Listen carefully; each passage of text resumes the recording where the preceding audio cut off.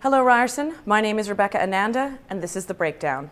This week I'm going to talk to you about Afghanistan. But why, you say? Canadian troops have left, the Brits and the Americans are on their way out. Touché. But guess what? The Afghanis are still there, along with everyone's favorite uninvited party guest, the Taliban. This week, Afghanistan will hold presidential elections, the first since the ousting of the Taliban in 2001, where someone other than Hamid Karzai will win. Unless, of course, Hamid's older brother, Qayyum, wins, but that would be weird. So, democratic elections happening, troops gone, we're all good, right? Right? No, wrong. The Taliban has said that they will do anything to mess these elections up. Suicide bombings, random machine gun attacks, you know, the usual.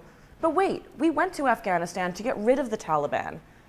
But yet just this week, the Taliban has launched 3 deadly attacks in the heart of Kabul. Among the dead, the 5- and 6-year-old children of an Afghani journalist. 158 Canadians died in Afghanistan over 12 years. And the question we should never stop asking is why? Why topple the Taliban when unaffiliated warlords are just going to be appointed in their place? Why, when every presidential candidate has either been accused of corruption or has potential ties to war crimes?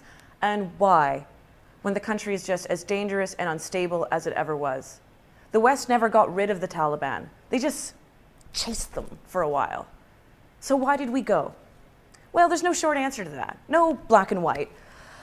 But if you want to point fingers, and God, we all do, you could say that we're cleaning up a big old sloppy mess that was left to us by our neighbors to the south in the 80s. It's no secret. You can find clips of Hillary Clinton saying it on YouTube. The US made it rain Stinger missiles and dollar bills, funding every fanatical, extremist, Islamist they could find to drive, guess who? The Russians out of Afghanistan. Mission accomplished, the US walks away, leaving heavily armed religious fanatics alone in a country with a power vacuum. Amazing. What's that saying? Those who forget history are doomed to repeat it. The last time the West dropped the ball in Afghanistan, the weather went from crummy to cloudy with a chance of terrorism. Throwing soldiers and money at Afghanistan for 12 years hasn't worked. There needs to be a new plan. Just because Afghanistan is having democratic elections doesn't mean that we've solved anything, let alone everything.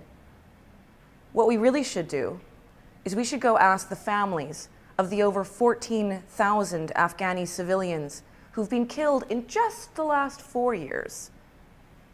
We should ask them if they're glad that we came. And that's The Breakdown.